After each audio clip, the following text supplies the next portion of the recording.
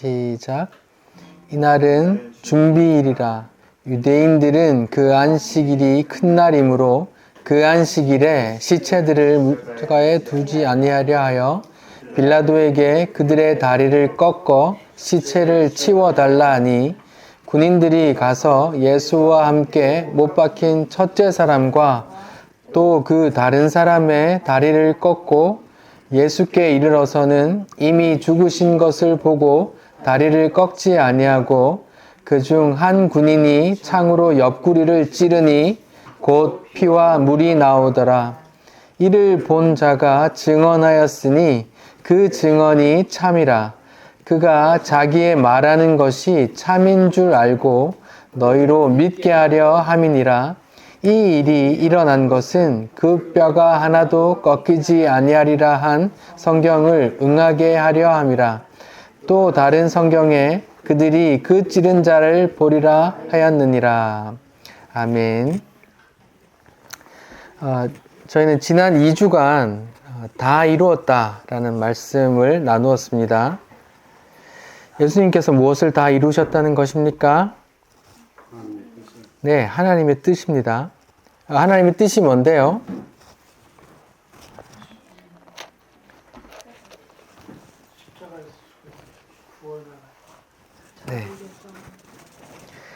네. 하나님의 뜻은 선악과를 따먹고 하나님의 심판 아래 놓인 자기 백성들을 아들 예수의 희생으로 구원해내서 다시 영원한 나라로 드리는 게 하나님 뜻이죠. 이런 하나님의 뜻을 받아들이려면 먼저 자기가 태어날 때부터 죄인이라는 걸, 또 하나님의 심판 아래 놓여 있다는 걸 인정해야 구원이 받아들여지는 거거든요. 내가 죄인도 아니고 내가 심판도 받을 일이 없다고 생각하는데 무슨 구원이야, 잘 먹고 잘 살고 있는데, 이렇게 하는 거잖아요. 물에 빠져야 이렇게 건짐 받는 걸 실감하잖아요.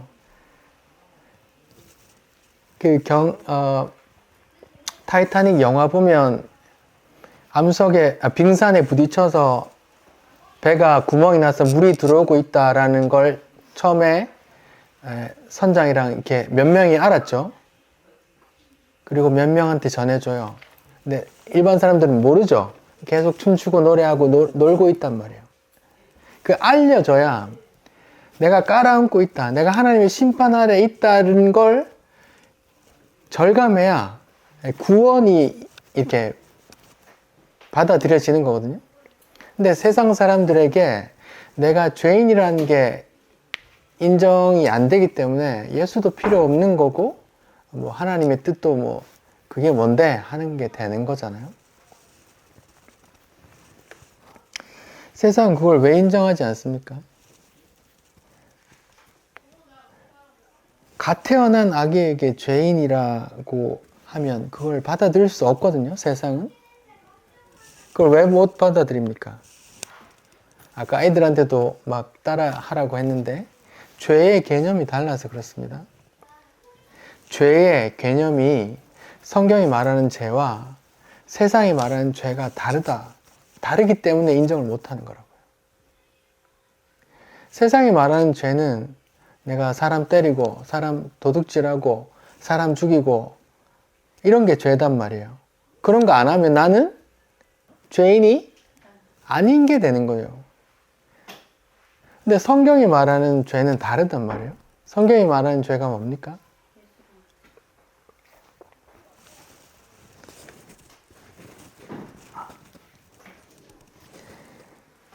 성경이 말하는 죄는 선악과 사건으로 대변되듯이 하나님의 뜻을 거슬러서 하나님과 대립된 상태를 말해요.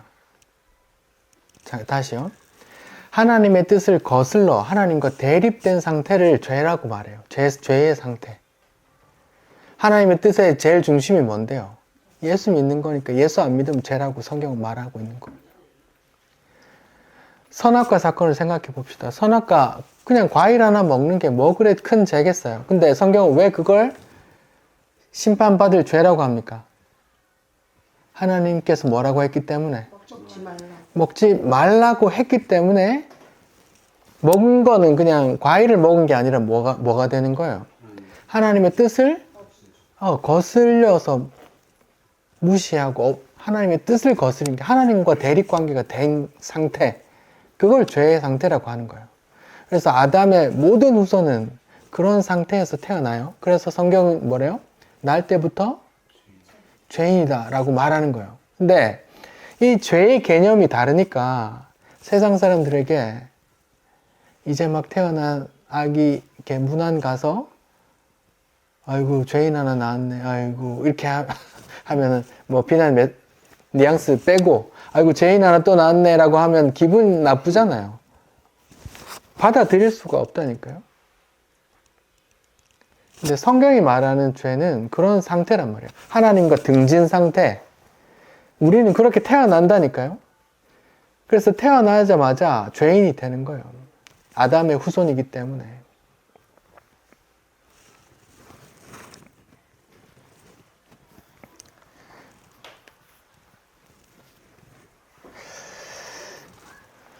여러분 그거 아세요? 레위기에 아들을 낳으면 며칠간 부정하고 딸을 낳으면 며칠간 부정하다 이런 말이 있는 거 알아요? 한번 찾아볼까요? 레위기 12장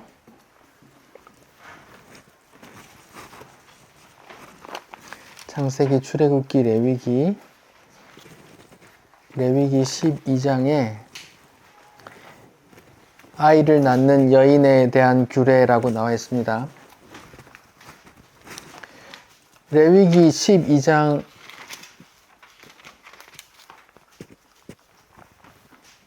2절이요. 제가 읽어볼게요.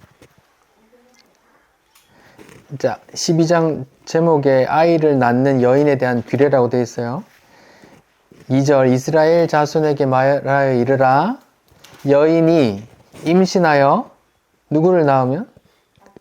남자를 낳으면 그는 그 엄마는 며칠 동안 부정하다 그래요? 7일 동안 부정하대요.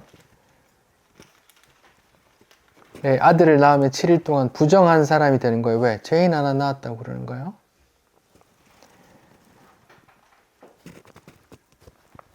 4절 그 여인은 아직도 33일을 지내야 산혈, 그 몸속의 피도 다 부정한데 33일이 지나야 피까지 깨끗해지는 거야. 하나님이 그냥 그렇게 정해놨어요. 자, 5절 근데 여자가 임신하여 누구를 낳으면?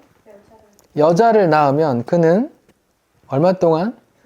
2일에 그러니까 2주 14일 동안 부정하대요. 근데 산혈이 깨끗해지면 며칠을 지나야 깨끗해진대요? 그러니까 정확히 남자의 배만큼 더 부정하다고 하는 거예요. 이거를 그냥 남자가 우월하고 여자가 전능하다 이게 아닙니다. 성경 전체의 그 남자와 여자의 그 씨 주는 자와 씨 받는 자, 아담과 하와, 여자가 먼저 뱀의 유혹에 넘어가 그런 그 모든 사건이 다 함유되어 있는 그런 내용이에요. 이걸 뭐 남자 우월하다, 여자 전능하다 이게 아닙니다. 성경적인 그런 메시지란 말이에요. 여자라서 기분 나쁘게 들을 거 없고 남자라고 우월할 필요 없어요. 그냥 하나님 뜻을 말하고 있는 겁니다. 그러니까 뭐예요? 세상 사람들에게 세상에서 이제 갓 태어난 아이에게 부정하다고 죄인 하나 낳았다고 말하는 게 용인이 안 되지만 성경은 뭐래요? 낳으면 7일 동안 부정하고 14일 동안 부정하고 몸속 피까지 다 깨끗해지려면 33일, 66일 지나야 돼. 알았어? 라고 하나님이 계명을 주신다고요. 이게 다 복음이 다 담겨 있는 거예요.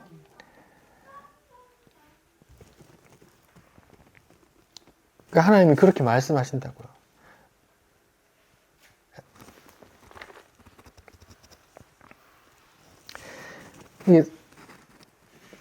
레위기 15장에는 여성이 이제 피를 흘리는 것, 말하자면 생리현상에 대해서도 말하는데요. 그의 유출이 그치면 1회를 센 후에야 정해진다. 또 여자가 생리를 하면 7일이 지나야 깨끗해져. 이렇게 또 말한다고요. 여자가 생리를 하는 게 자기가 뭐 잘못해서 생리하는 거예요? 아니면 그냥 하나님께서 그렇게 만들어 놨어요? 만들어 놨죠. 근데 만들어 놓고 그걸 뭐라 그래요? 부정하니까 7일이 지나야 깨끗해져 라고 말한다니까요. 하나님 어떤 걸 담아 놨다고요. 여자 몸에, 그리고 남자 몸에. 그러니까 성경은 아담 후에 후손, 모든 후손은 날 때부터 뭐라고요? 죄인이라고요.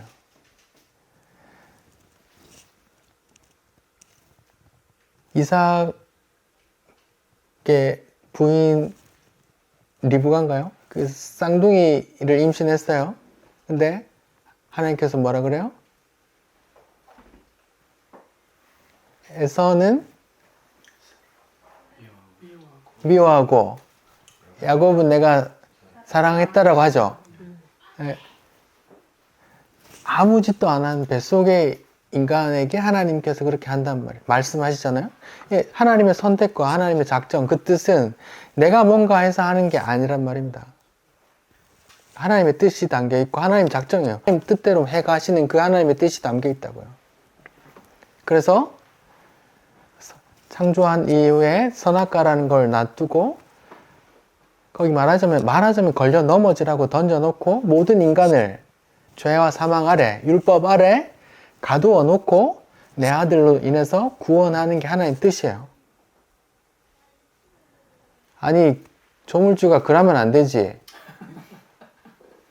라고 말하는 것 자체가 뭐예요?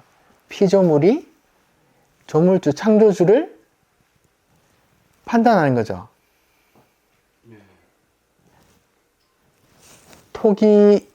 만들어진 토기가, 그릇이 만든 토기장이를 야, 언 놈은 술잔 받고 언 놈은 오줌 받고 그러면 안 되지 라고 하는 거라니까. 이거 자체를 세상에서 인간들이 어떻게 받아들일 수가 없어요. 자존심이 상하기 때문에. 그거 자체가 죄인이라는 뜻이에요. 하나님을 인정하지 못하는 상태거든요.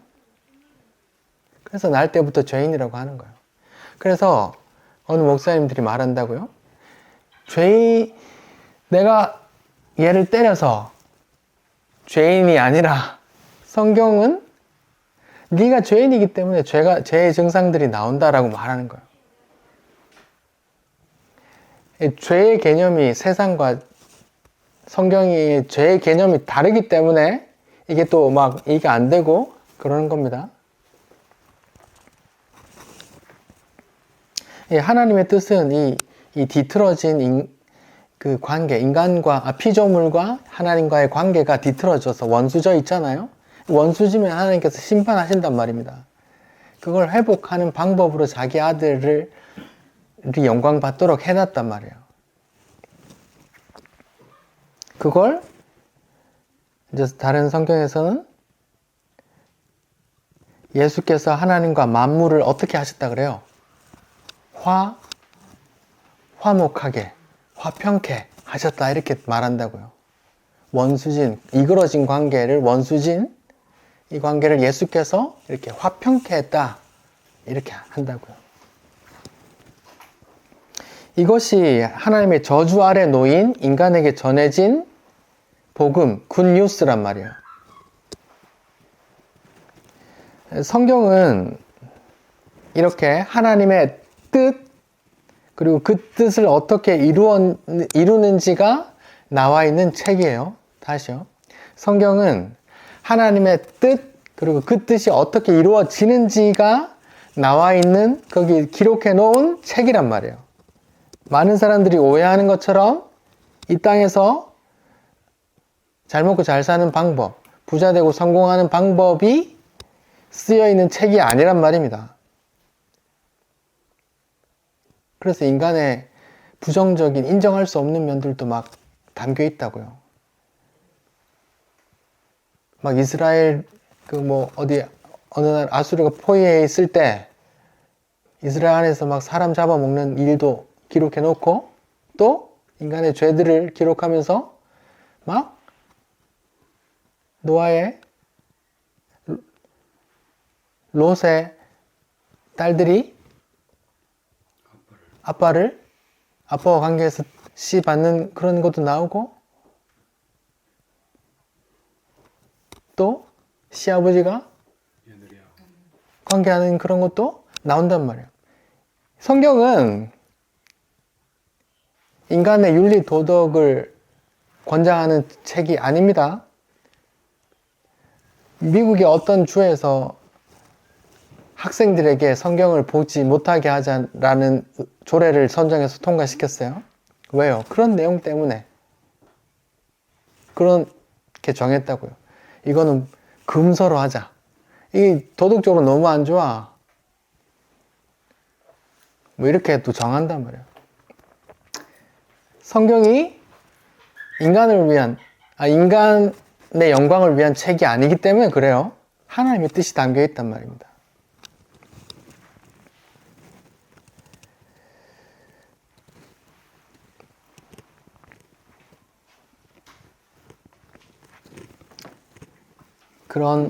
그런 하나님의 뜻을 예수님께서 어떻게 했다고요? 예수님께서 십자가에서 다 이루었다 하신 겁니다. 그걸 또 복음, 굿뉴스라고 하는 거고요. 그 굿뉴스가 전해지기 위해서는 자기가 하나님의 심판 아래, 저주 아래 있다는 게 인정이 돼야 돼요. 근데 이 땅에서는, 세상에서는 그게 인정이 안 되기 때문에 굿뉴스가 아니란 말입니다. 그거 나하고 뭔 상관 있나? 라고 한단 말이에요. 성경이 그 사람들과 관계없는 책이고, 성경에 말할 수 없는 복이 그들과 관계없는 것이고, 성경의 저주만 그들과 관계되는 된단 말입니다. 그렇게 하나님의 뜻을 이루셨어요. 예수님께서 다 이루셨다 하시고 돌아가셨단 말입니다. 예수님께서 돌아가신 이후의 이야기예요. 오늘 본문 봅시다. 요한복음 19장이에요. 요한복음 19장 31절부터 제가 읽어볼게요. 요한복음 19장 31절. 이날은 준비일이라 유대인들은 그 안식일이 큰 날이므로 그 안식일에 시체들을 십자가에 두지 아니하려 하여 빌라도에게 그들의 다리를 꺾어 시체를 치워달라 하니 이렇게 말해요. 무엇의 준비일일까요? 근데 안식일이면 안식일이지 또 큰 날은 뭘까요? 예, 6월절 절기가 있어요. 예를 들어서 6월절이 어느 날이에요? 1일이에요. 그러면 그 이후에 7일 동안은 이렇게 성회로 무교절을 먹는 기간이란 말입니다. 그래서 총 8일 동안 무교절 기간이에요. 근데 그 중간에 안식일이 또 있는 거예요. 그래서 보통 안식일보다 어떻다고? 큰 날이라고 하는 거예요. 예수님께서 무슨 요일 날 돌아가셨을까요? 뭐 정사 예배라고, 가톨릭에서는 정사 예배라고 금요일 날 예배 드리거든요. 네, 금요일 날 돌아가셨어요. 금요일 날 돌아가시고 그 다음 날이 안식일이고 그 다음 날이 부활하신 날이라고 해서 주의 날, 그래서 주일이라고 오늘날까지 이제 전해지는 거란 말입니다. 자, 금요일 날 돌아가셨어요. 십자가에 매달리셔서. 근데 그 다음 날이 6월절 기간 중에 있는 안식일이기 때문에 큰 날, 더 거룩한 날이기 때문에 조금 바로 옆에 고개만 돌리면 저기 나무에 시체가 달려있는 걸 사람들이 보는 게 좀 그렇다 이거야. 그래서 치워달라고 하는 겁니다. 치워달라고 부탁하는 겁니다. 자, 32절입니다. 군인들이 가서 예수와 함께 못 박힌 첫째 사람과 또 다른 사람의 다리를 꺾었어요. 다리는 왜 꺾을까요?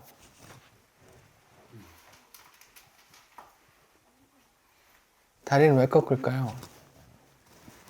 십자가에서 내려서 묻는데 아직 살아서 하는데 묻을 수도 없잖아요. 그래서 확실히 죽이려고 한단 말이에요. 아직 살아있는지 안 살아있는지, 아직 살아있으면 다리를 꺾어서 확실히 죽일 거고, 아직 죽어 있다고 생각되면 그냥 확실히 또 그걸 확인하는 의미가 있다고요. 십자가가 나무 틀이잖아요. 그래서 나무에 십자가가 예수님이 이렇게 매달려 있으니까 무릎이 이렇게 튀어나온단 말입니다. 거기에 이렇게 다리에 못이 박혀 있고 무릎이 이렇게 세워질 거 아닙니까? 이렇게 기울어지니까. 여기에 이 사이에 다리를 넣어요. 그럼 무릎 뒤에 하고 공간하고 이 뒤에 나무 십자가 틀하고 거기에 나무를 집어넣어요. 그래서 이렇게 비틀면 어떻게 돼요? 이렇게 다리가 다, 무릎이 다 부서져 버린단 말이에요.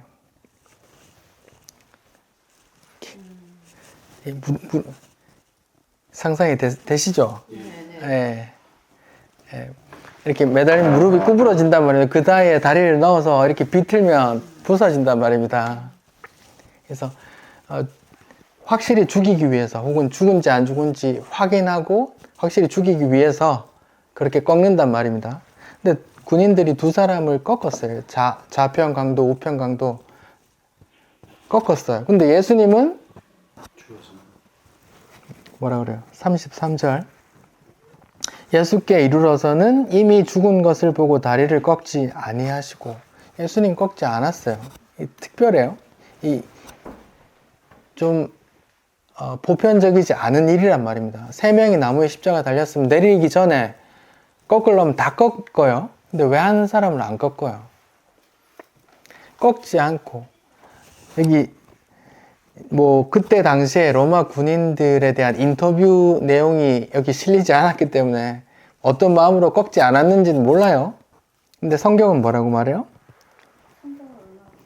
예, 끝에 보면 성경을 응하게 하려는 거고, 그냥 33절에서는 이미 죽은 것을 보고 다리를 꺾지 않았다고 그냥 이렇게 나와요. 다리를 왜 꺾지 않으려고 했는지, 이걸 성경은 또 왜 응하려고 했는지 조금 이따 보고요. 다리를 꺾지 않았어요. 근데 대신 뭘 했어요? 34절. 그 중에 한 군인이 창으로 옆구리를 찌르니 곧 피와 물이 나오더라. 이렇게. 다리 꺾고서 죽은지 확인하고 그냥 그렇게 묻으면 되는데 왜 그걸 또 쓰셨을까요? 이미 죽었다면서요. 죽은 거 확인했으면 그냥 내리면 되지. 옆구리를 왜 찔렀을까요? 이유가 없어요. 이유가 없어. 근데 성경은 뭐라고요? 36절, 37절 보면 이 일이 일어난 것은 뼈가 하나도 꺾이지 아니하리라 한 성경을 응하게 하려 함이고, 또 다른 성경에 그들이 그 찌른 자를 보리라 하였다는 그 구절 예언들이 있어서 이루어 주신 거예요. 자, 지금 예수님께서 십자가에서 돌아가신 이유예요. 돌아가신 이유니까 이 일을 지금 예수님께서 이루신 건 아니잖아요. 그럼 이 일을 누가 이루어 가시는 걸까요? 예수님은 죽었으니까 지금 이 일을 누군가 주관하고 있는데 이 성경 저자가 말하기를 성경이 응하게 성경대로 이루어지도록 하기 위함이다라고 하니까 성경대로 이루어지려고 누군가 간섭하고 있단 말입니다. 누군가 주관하고 있다고요. 누가요? 네, 하나님이 그렇게 하고 계시다고요. 그러면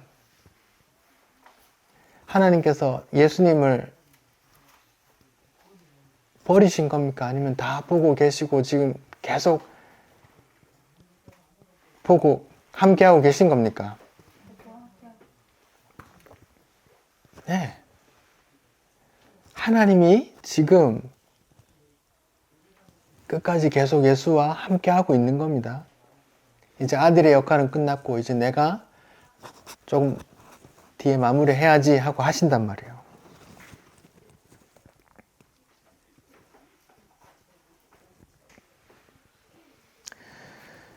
어떤 성경에 어떻게 이루고 있는지 여기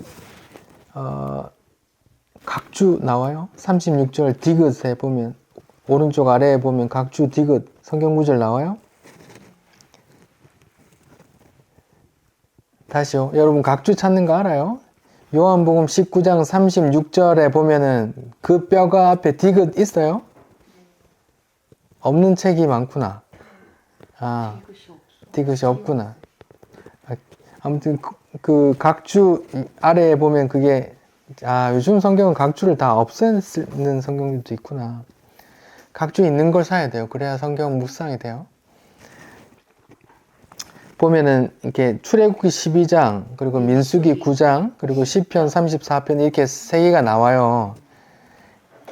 한번 봅시다. 출애굽기를 한번 봅시다. 출애굽기 12장을 한번 찾아봅시다. 창세기, 출애굽기 12장.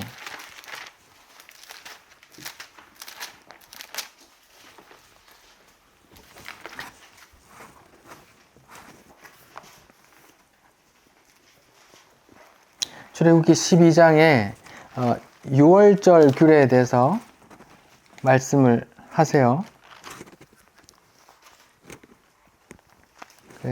지금 이렇게 해라고 말씀하고 진짜 실제로 어둠에 10번째 재앙을 주시고 그때 그렇게 실제로 하더라 이렇게 나온단 말이에요. 보면 43절 이하에 지금 그렇게 정리하고 있습니다. 제가 43절부터 읽어볼게요. 지금 막 10번째 재앙이 있었습니다. 여호와께서 모세와 아론에게 이르시되 6월절 규례는 이러하니라. 이방 사람은 먹지 못할 것이나 각 사람이 돈으로 산 종은 할례를 받은 후에 먹을 것이며 거류민과 타국 품꾼은 먹지 못하리라. 꼭 할례 받은 자기 택한 백성의 울타리에 들어온 사람만 먹는 거예요. 이제 6월절 고기를 피를 이제 잡아서 문지방에 바르고 그 고기는 같이 삶아서 같이 나눠 먹어요. 한 집안에서. 한 집에서 한 가족들이 다 같이 먹어야 돼요. 한 집에서 먹되 그 고기를 조금도 어떻게 하지 말고 집 밖으로 내지 말고 뼈를 꺾지 말래요. 이게 중요한 겁니다. 지금 이게 무슨 규례예요? 무슨 절기 규례예요? 6월절이에요. 6월절은 출애굽할 때 10번째 재앙에 근거한 규절이거든요. 10번째 재앙이 뭐예요?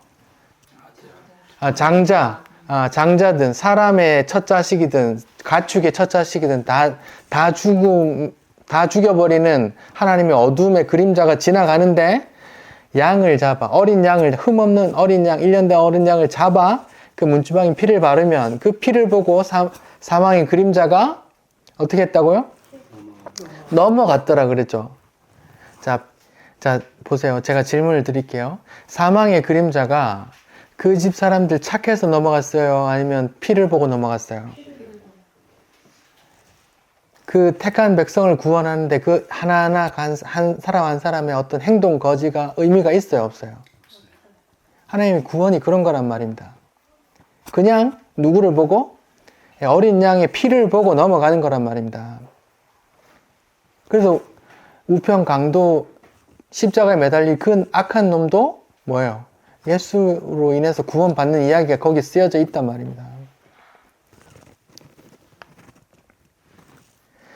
자, 6월절 절기에 그 피를 바르고 밤새 기다리면 그 사망의 피가 넘어가는데 이제 살았다 하고 이제 하는데 그 양을 1년 된 어린 양을 뭐 하지 말래요?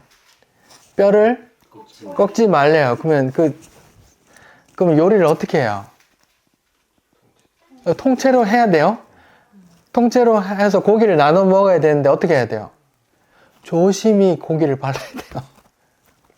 뼈가 우리가 통닭 뜯듯이 막 이렇게 하면 안 된단 말이에요. 6월절 어린 양을 통째로 삶아서 먹을 때 어떻게 돼요? 뼈가 꺾이지 않도록 조심해서 갈라 먹어야 된단 말이에요. 뼈를 갈라 먹을 때도. 6월절 양 자체가 흠없는 어린 양이죠. 예수님은 지금 6월절 기간 중에 달려 죽으셨어요. 예수님은 뭘로 죽으신 거예요, 그럼? 6월절 어린 양의 구약에 표시된 그 6월절의 어린 양으로서 지금 돌아가신단 말이에요. 그러면 그 6월절의 절기 중에 하나님께서 명한 절기 규례 중에 뼈를 꺾지 말라는 어린 양의 그 제물에 뼈를 꺾지 마라는 규례가 왜 있었는지 이유가 이제 십자가에서 나온단 말이에요.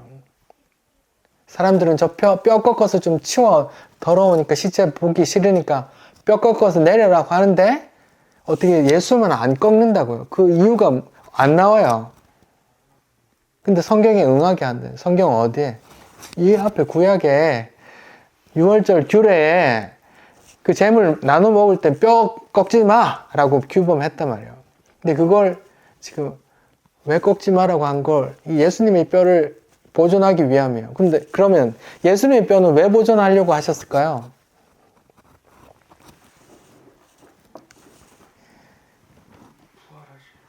시편을 봅시다. 시편 34편을 볼까요? 시편 34편을 보세요. 시편 34편.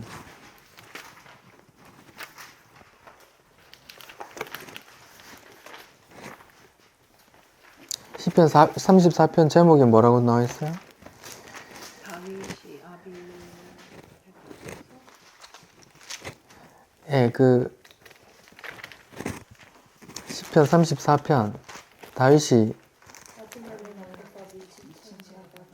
쫓겨나서 지은 시. 예, 블레셋에 잡혀가는데 막 미친 척 하면서 춤 흘리다가 도망간 그 사건 이후에 쓴 이야기란 말입니다.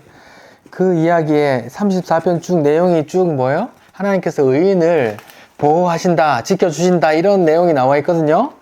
34편 19절 20절 우리 같이 한번 읽어볼까요? 시작. 의인은 고난이 많으나 여호와께서 그의 모든 고난에서 건지시는도다. 그의 모든 뼈를 보호하시며 그 중에서 하나도 꺾이지 아니하도다. 지금 34편은 의인을 하나님께서 보호하신다라는 내용이에요.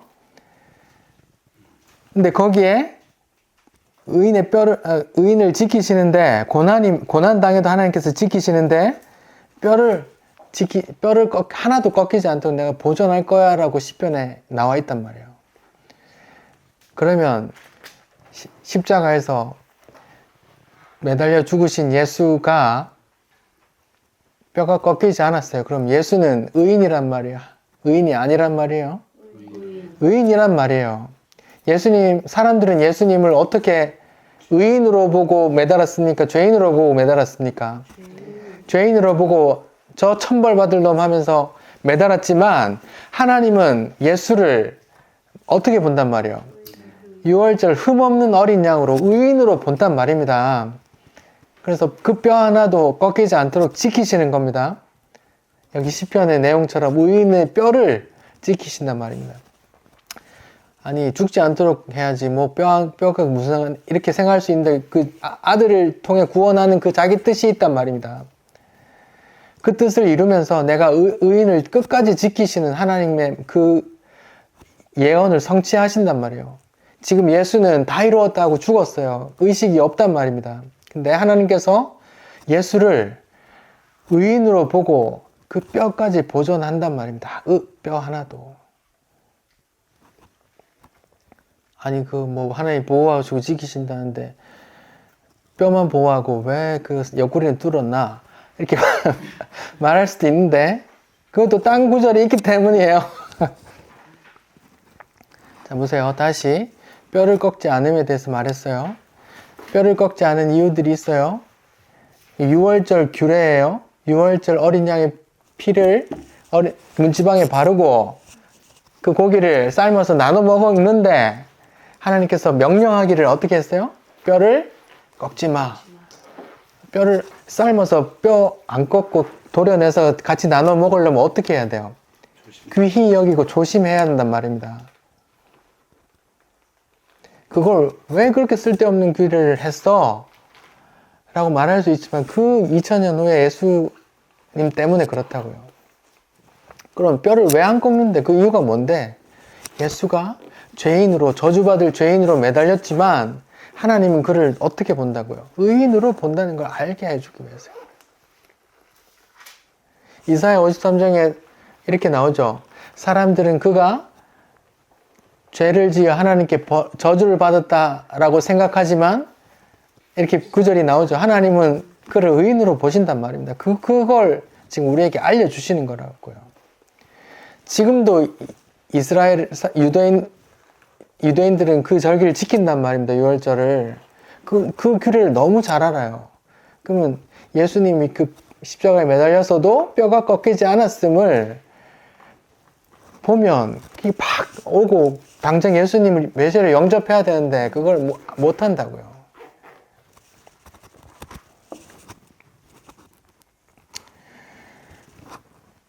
이렇게 성경이 죄를 어떻게 정의한다 그랬죠? 하나님과 대립된 그런 상태를 죄의 상태, 심판받을 상태라고 정의한다 했잖아요. 그래서 하나님께서 십자가에서 뭐라고 합니까? 나의 하나님, 어찌하여 나를 버리셨나이까? 라고 그 매달린 상태가 하나님의 저주를 받는 인간의 모습으로 돌아가셔야 되기 때문에 그런 말씀을 하신다고요. 하나님과 단절된 그 단절로 심판을 받는단 말입니다. 근데 보세요. 제가 지금 중요한 말을 하려고 합니다. 잘 보세요. 하나님께서 처음에 인간을 창조하실 때 뭐라고 하면서 창조하셨죠?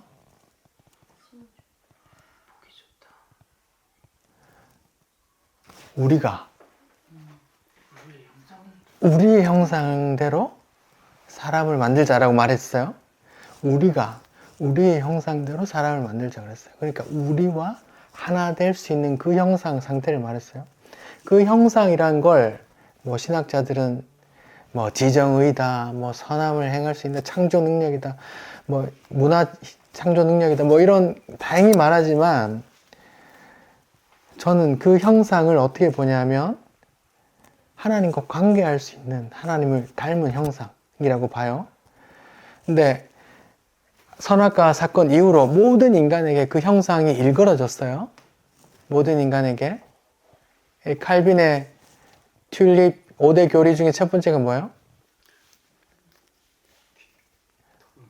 완전한 타락이에요. 하나님의 형상이 일그러졌단 말입니다.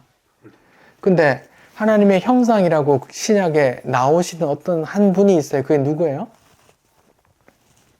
골로새서에 보면 그는 보이지 않는 하나님의 형상이라고 나오거든요.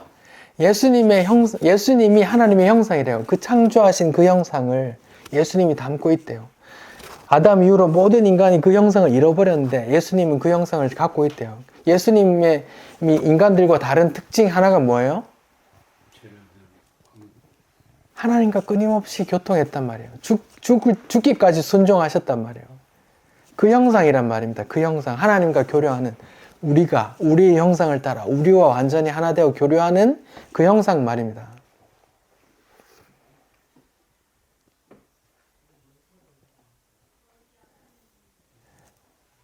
그걸 하나님의 형상이라고 하는 거예요. 우리의 형상대로 우리와 함께 하나 될 수 있는 그 형상을 지녔단 말입니다. 그 예수가, 그 죄 없는 예수가 와서 죽는 거예요.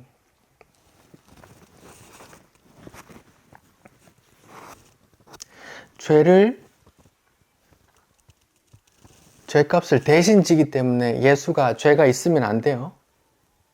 모든 아담의 후손은 날 때부터 뭐라 그랬어요? 날 때부터 죄인이라 그랬어요? 의인이라 그랬어요?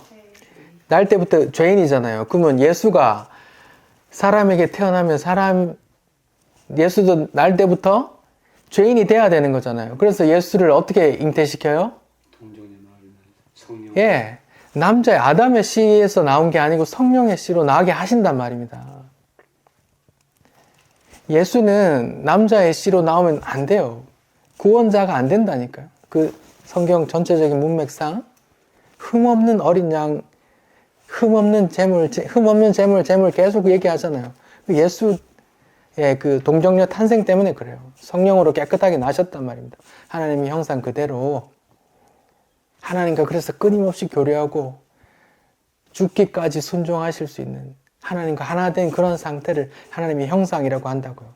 전적으로 의지하고 전적으로 순종하는 그런 상태에 모든 인간은 아담 아래 모든 인간은 그게 일그러졌다고요. 그 형상이. 그래서 하나님과 단절돼 있고 교류할 수 없단 말입니다. 예수께서 그 형상을 가지고 오셔서 죄 없는 몸으로 죄인의 짐을 짊어지시고 어찌하여 나를 버리셨나이까 하면서 그 저주받은 죽음을 죽으셨단 말이에요. 그리고 그 승리와 그 형상을 다시 우리에게 주셨고 그 성령 받은 그 상태를 하나님과 교통할 수 있는 상태, 유니온 크라이스트, 유니온 갓, 하나님과 연합할 수 있는 그 상태가 된 사람을 다시 형상을 회복했다. 때론 새로운 피조물이다. 이렇게 말하는 거라고요.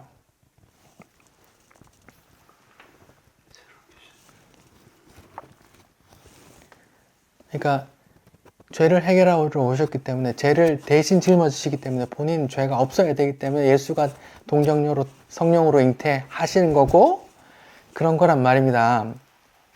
이해가 되시죠? 두 번째 얘기를 볼게요. 창에 찔리는 기록을 한번 봅시다. 스가랴서를 봅시다.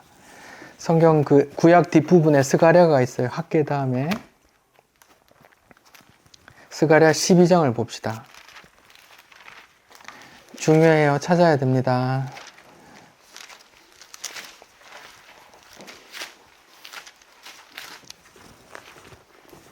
여러분이 성경 한번 찾을까 말까 한 구절이기 때문에 꼭 찾게 해드리려고 하는 거예요. 스가랴 12장이에요. 스가랴 선지자는 남유다가 망하기 얼마 전의 사람이요. 스가랴서 12장 제목에 뭐라고 나와요? 예루살렘의 구원. 이스라엘의 구원에 대해서 이야기를 하고 있단 말입니다. 이렇게 구원할 거야 라는 예언이 담겨 있어요.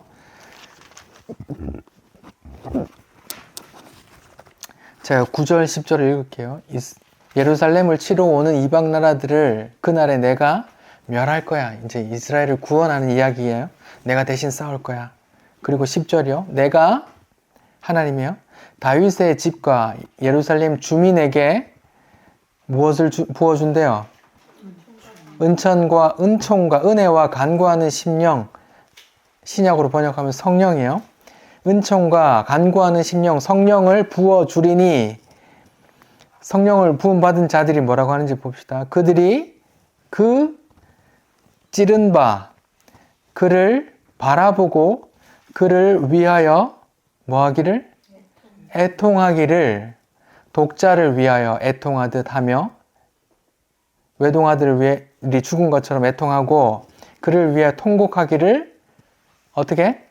장자가 죽은 것 같이 통곡한단 말이에요. 그날에 예루살렘에 큰 애통이 있으리니 이스라엘 지금 구원 이야기하는데 애통함이 나와요. 애통이 있으리니 무기또 골짜기에 있던 애통과 같을 것이라 이렇게 해요. 여러분 무기또에서 어떤 애통이 있었는지 알아요?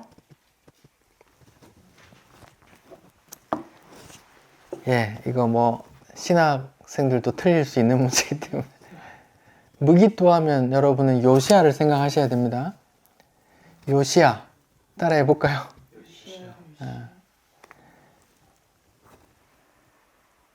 이스라엘 역사에서 가장 선한 왕이에요.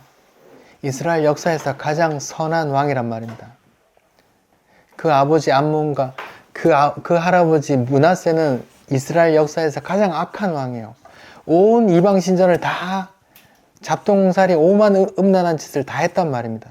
근데 그 아들과 그 손자 요시야 왕이 되고 나서 성전에서 우연히 율법책을 발견하고 율법책을 읽으면서 뭐라고 해서 옷을 찢고 애통하면서 막 갑자기 막 그 온 지역에 이방 신전 산당 막 점치는 놈들 귀신 귀신 받은 사람들 다 죽여버렸어요.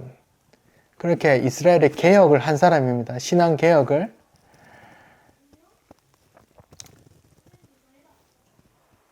사사시대부터 유월절 절기가 없어졌어요. 사사시대부터 유월절 절기가 한 번도 지켜지지 않았다고 나와요. 근데 요시아가 유월절 절기를 부활시켰다고 말해요. 성경은.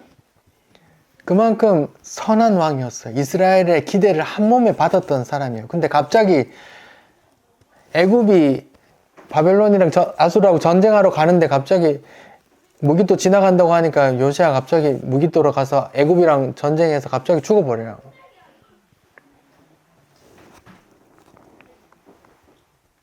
한번 찾아봅시다. 어떤 애통함이 있었는지. 구약의 역대하 35장.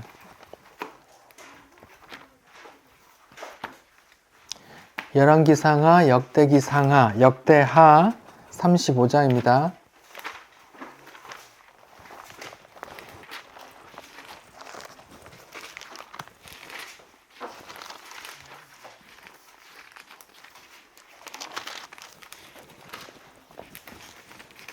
역대하 35장 제목에 요시아가 유월절을 지키다 이렇게 나오죠.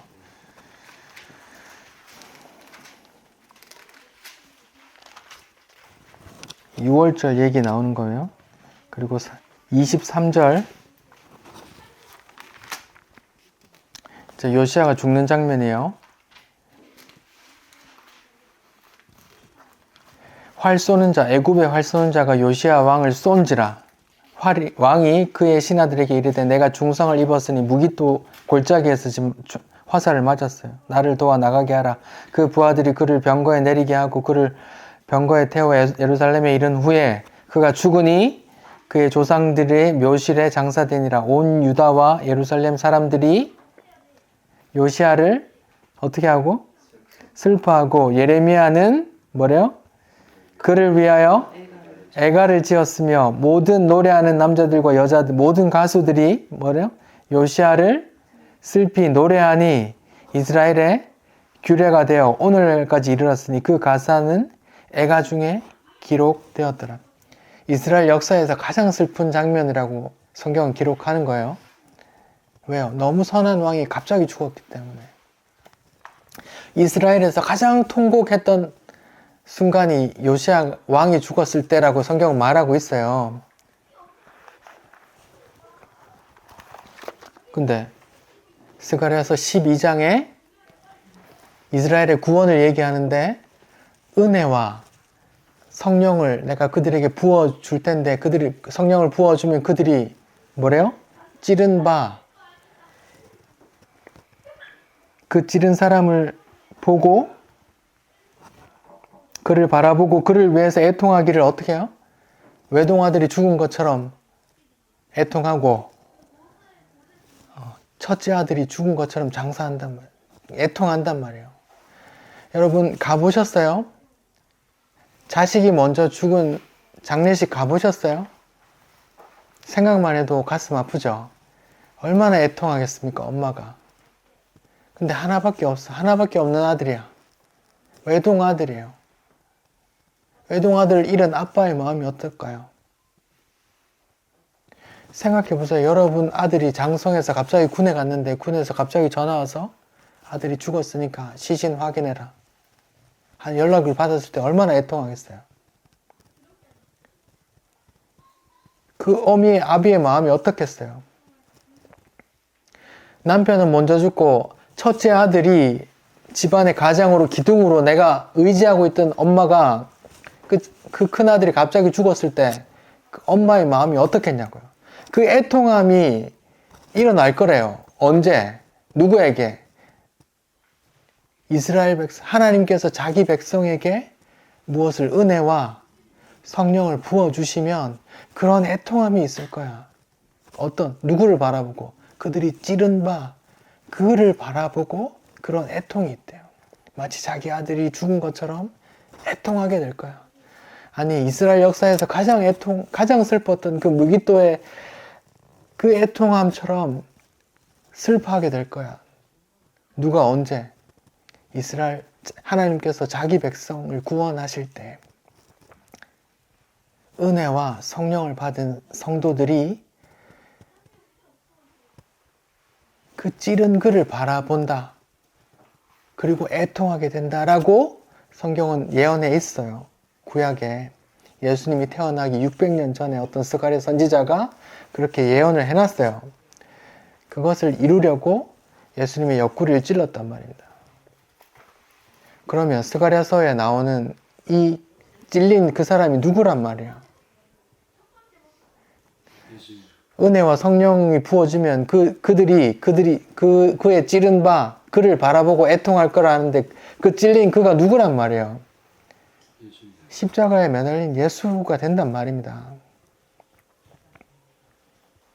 그걸 예수님이 태어나기 600년 전에 선지자가 그렇게 예언해 놨단 말입니다. 주의 영이 임하여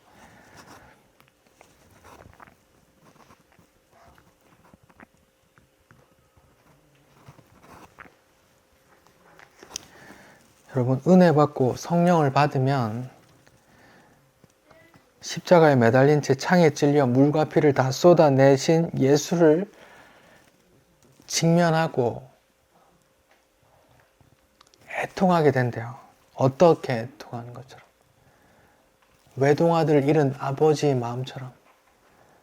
남편은 죽고 내 아들, 큰아들, 첫째 아들이 기둥이라고, 우리 집의 기둥이라고 의지하고 있던 그 엄마가 그 첫째 아들이 죽었을 때 그 마음으로 애통하는 그것처럼 애통하게 된대요.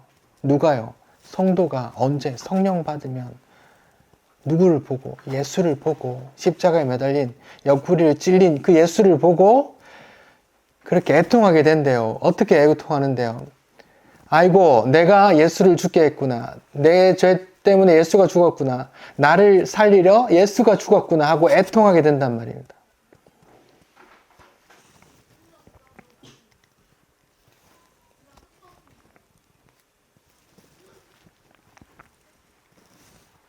여러분, 하나님은 자기 아들의 죽음이 널리 알려지길 원하세요. 그리고 하나님은 그 아들이 죽을 때에, 그 예수가 죽을 때에 아파했던 자기 아버지의 그 마음도 이렇게 알려지길 원하세요. 그래서 자기 백성에게 자기 영을 부어서 그 애통함을 절절하게 느끼게 하세요. 근데 우리는요, 세상 사느라 바쁘잖아요. 먹고 사는 게 목구멍이 포도청이라 먹고 사는 게 정신이 없어서 내주하신 성령도 외면한 채 그냥 바쁘게 살고 있다고요. 그럼 하나님께서 어떻게 하시는데요? 하나님은 그 아들의 죽음과 그 아비의 마음을 알게 하기를 원한다니까요. 그럼 어떻게 하시는데? 우리는 정신없이 살고 있는데 그럼 어떻게 하는데? 하나님은 어떤 방법을 써서라도 자기 그 아파하는 마음을, 그 아들의 죽음을 알게 하기를 원한다고요. 그럼 어떻게 하실 수 있는데요? 하나님 어떻게 하실 수 있을 것 같아요?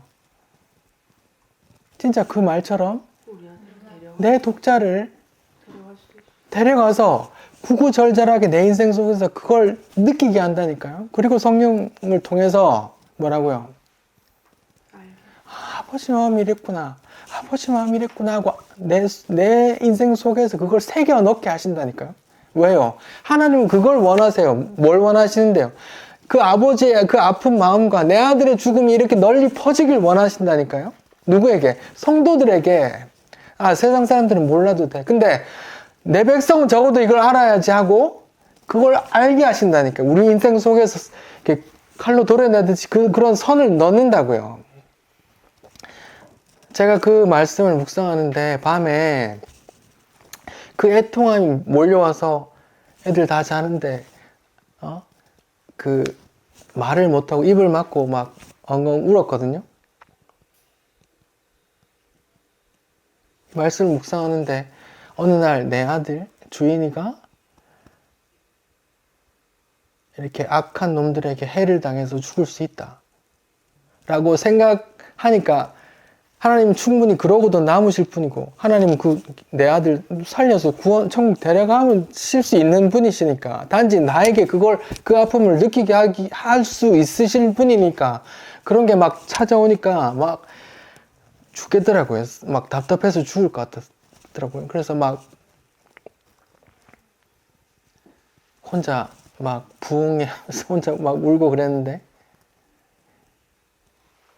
하나님은 내 아들의 죽음과 그때 보고 있던 그 아버지의, 그 아비의 마음을 알아주길 원해요. 누가?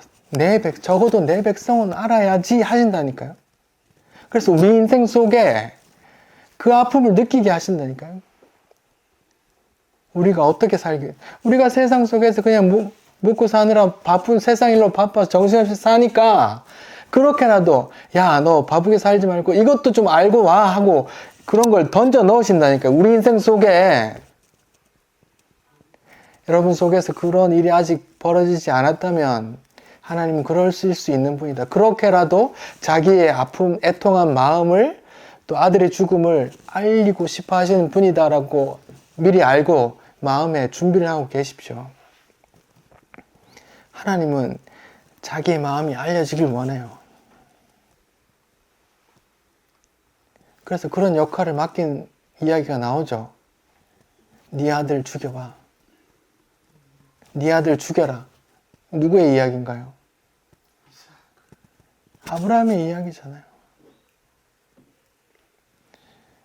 창세기에 어디에도 아브라함이 애통했다는 말은 안 나오지만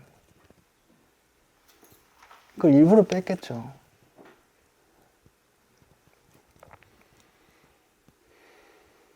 아브라함의 마음이 어떻겠냐고. 100세에 낳은 아들, 뭐야 이거 줬다 뺏는 거야 뭐야. 내 눈에 넣어도 안 아픈 아들, 내가 대신 죽어도 안 아픈 그 아들 죽이라고 하시니 아브라함의 마음이 어떻겠냐고요. 실제로 칼을 들고 찍으려고 했잖아요. 그때 그 마음, 그가 얼마나 이를 악물고 그 일을 하려고 했을까요? 하나님은 알길 원한다니까. 그래, 내가 앞으로 2000년 후에 내 아들 통해서 이렇게 하는데 그게 내 마음이야 라고, 아브라함아 네가 좀 알길 원한다, 이렇게 하신다고요. 우리 인생 속에 여러분들이 성도라면 하나님은 그 일을 하세요. 우리 마음속에, 우리 인생 속에 새겨 넣어. 왜요? 하나님은 원하거든요. 뭘? 적어도 내 백성은 이걸 알아야지. 내 아들의 죽음과 그를 보고 있는 그 시신을 수습하는 하나님 아버지의 마음이 얼마나 애절했는지는 알아야지 하신다니까요. 그래서 성령 받으면 그 애통함이 있단 말입니다. 어떤 애통함이요? 독자를 잃은 애통함. 장자가 죽은 그 애통함이 있단 말입니다.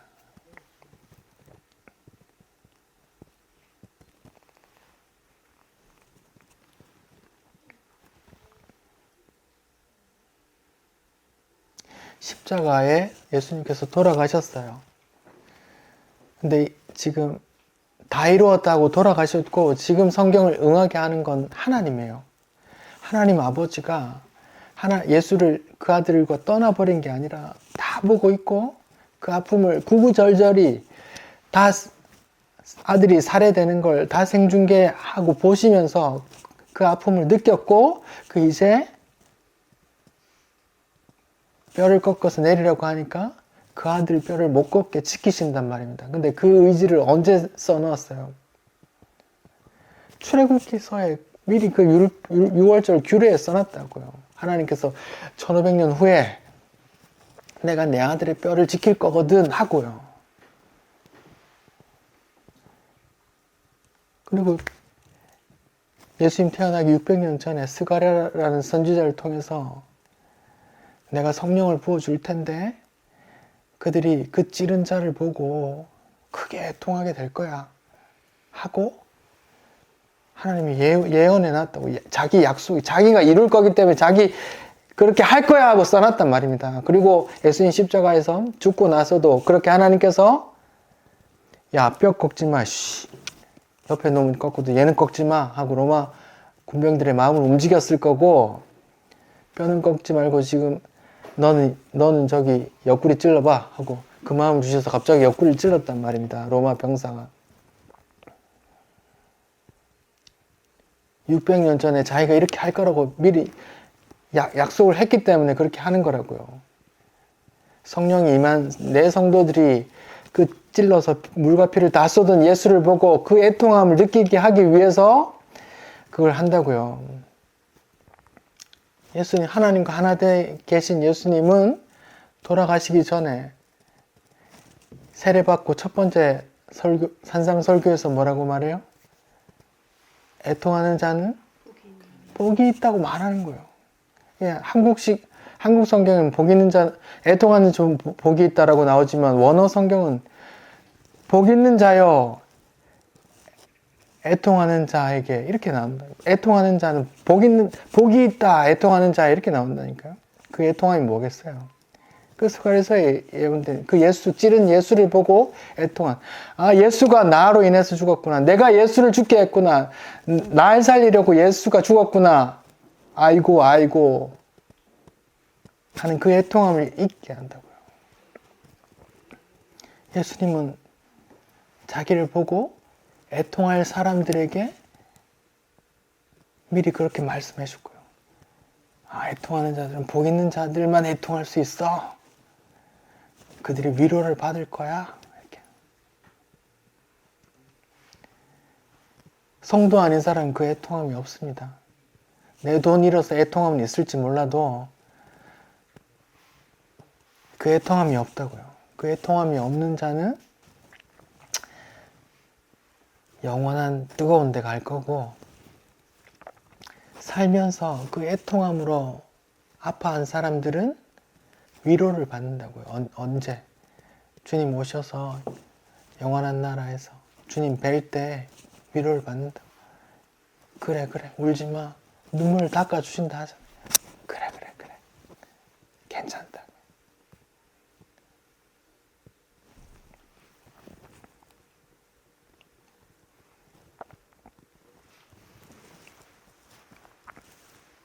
예수님의 십자가와 아버지의 애통함이 여러분 마음에도 찾아오길 기도하겠습니다.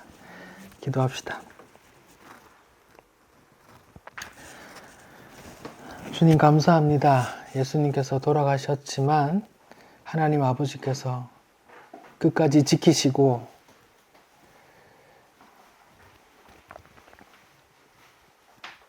그 뼈를 꺾지 않게 하시며 옆구리를 찔러 피를 쏟게 하시니 감사합니다. 또 그 600년 전에 1500년 전에 하나님의 자기 약속, 자기 의지를 또 성경에 미리 담아 두시니 참 감사합니다. 주님, 저희 삶에도